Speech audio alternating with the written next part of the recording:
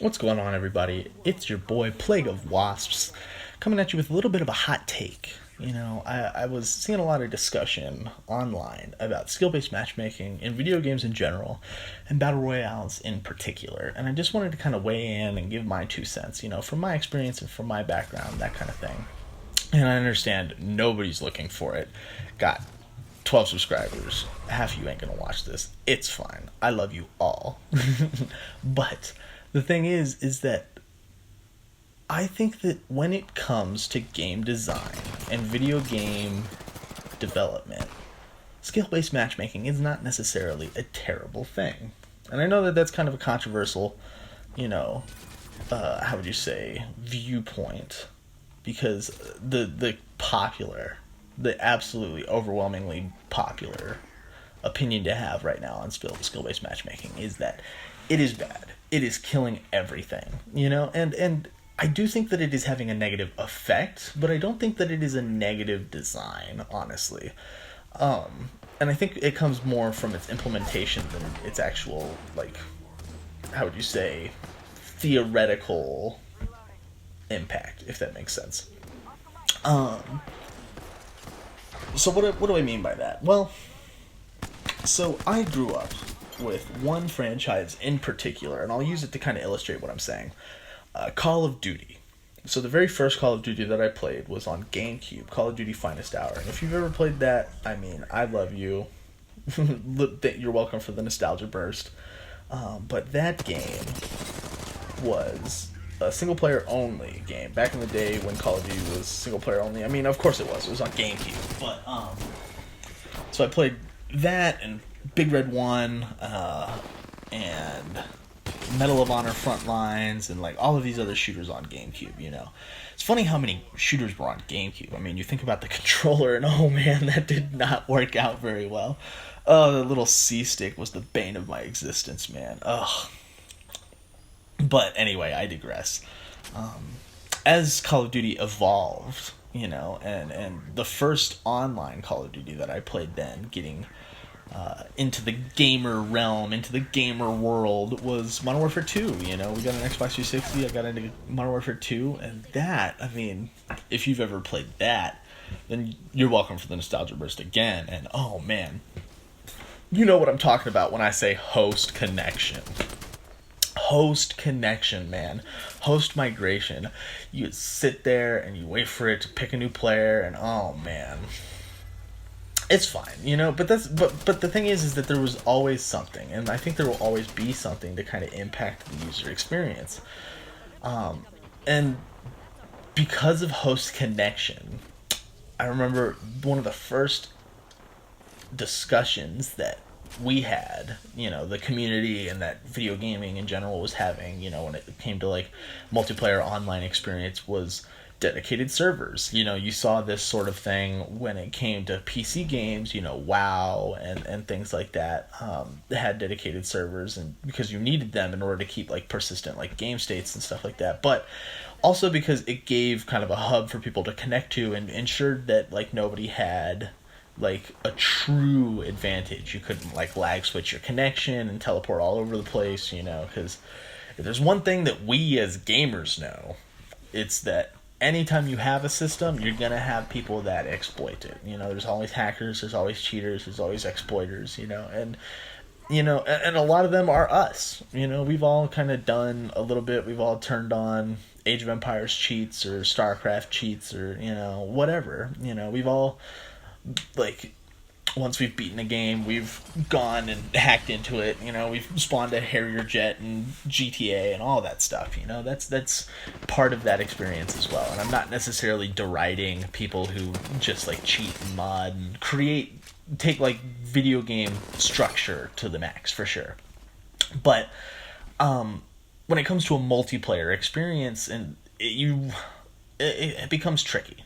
And video game developers know that. And that's why they include, pretty much every game includes at the beginning of their game, that warning that says user experience may change during online play. Is because they know that for all the hard work that they do, and if you are a game developer and you know what game development is about, then these people work very hard. you know that the development that you do can only go so far. The one thing that you cannot really ever account for is your player base and what they're going to do with the framework that you've given them.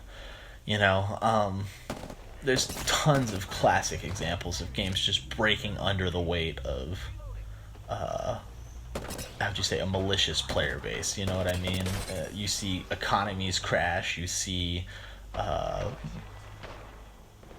things like Fallout 76 is a recent example of people that just like, I mean, for all of its flaws, and it definitely deserved to die for sure. I'm not like trying to defend Fallout 76, but like people just would not let it live for all of the kneecapping that the developers did to it. You know, it was just like it was a busted horse with one leg just trying to crawl like along the ground, and even with like just the small amount of like movement and nerve connection that it had, the player base wouldn't let it have even that. And it just, yeah, I mean, you had people breaking into dev rooms and just absolutely destroying the whole, you know, framework of the game. And that's the thing, we're not surprised to hear stories about like that, because that's what we do. We're gamers, you know. People like the Spiffing Brit build their careers on breaking video games, and rightfully so. I think that's definitely a way to play games, and especially in a framework like this, it's fairly harmless. You know, you're not committing, you know, the economic fraud that you're committing in a video game isn't going to bankrupt, you know, the St. Mauritius or anything like that. I don't know. Shout out to St. Mauritius. But it's, yeah, it's always difficult to account for your player base, in my opinion, you know. And so these things like dedicated servers and skill-based matchmaking are kind of like a developer's way to kind of hopefully kind of contain like this terrible behavior that we are all not necessarily used to, but like we are not surprised at all, you know. We expect it pretty much all the time. And so, oh man, this is just, oh man, there's another dude. Oh my god. Alright, come on, maybe, oh no, there's another dude. That's just too many for us as we go down. But yeah, I mean, there's always been kind of like a level playing field, a game equality discussion to kind of go on, because like we're always, we know how terrible our fellow gamers are. You know, we know, we all know. And so that's why these things get put in the first place, is because we are aware of just how terrible our fellow gamers are and how far they're going to go in order to exploit these systems. You know, and it doesn't have to be everybody. It can be just like a tiny percentage of the population before like it starts to affect the player base. So that's why these systems get developed and get put in the first place. But something else that we've seen as time goes on, I mean, like, we're a far cry from those finest hours and those big red ones for sure. And the one thing that has really changed, unfortunately, is how corporate those games are, you know, and how corporate these franchises are. It's just, you know, everybody, I'm sure if you grew up with video games, you've got some game that you're bothered, you know, with like the direction that it's gone. You know, you've a franchise that you've lost or that you feel has died because of either game design decisions or player base drying up, or, you know, all kinds of things. Especially multiplayer games. It's very difficult to keep these games online for an extended period of time because they're very, oh my god, speaking of noobs and pros in the same lobby, oh, look at this poor guy, did he notice? No, he didn't even notice, he thought I was his reflection. Oh boy, yeah. So, but that's the thing. I mean, like, this little dude, this guy's experience is just as important as mine, in my opinion. Oh, here comes his teammate. Hello. I would like you out of my cupola right now. Nope, I'm going to leave. I'll let you have it, I guess. Oh, Spider-Man, Spider-Man gets zapped off the zip line. But yeah, it's we we always want a fair playing field. I think that we do, because like like I said, we're aware of like how far our fellow gamers will go. We're aware of like the destruction that we're willing to do in order to get an edge on our opponents and things like that. And so we do kind of need these checks and balances like in order to keep us in line, in my opinion. But oh boy, yeah, this team's just having a bad time. They thought they were getting all this loot.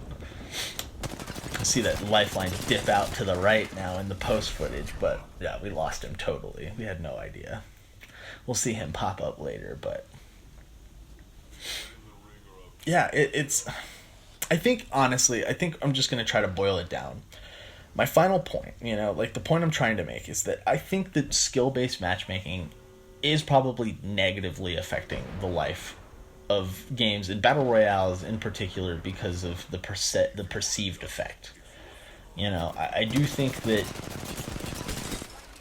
like I was saying earlier, games are these huge entities at this point that aren't necessarily just made by their developers. They're made by producers and all these other like entities as well. And in a lot of cases, these marketing and these production companies have the final say, not the developers. And someday those developers will just be gamers like us, and so hopefully we'll get to a point where everybody can be happy. But I don't think people will stop complaining. Anyway, I don't know. Kind of a rambly rant. I'm not really sure if I made entire amounts of sense.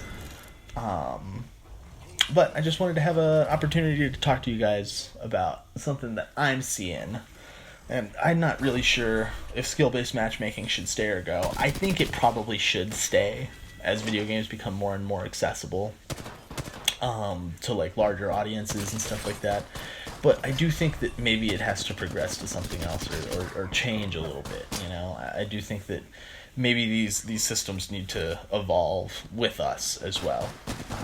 But yeah, anyway, hopefully I'll see you guys next time, and have a good rest of your day.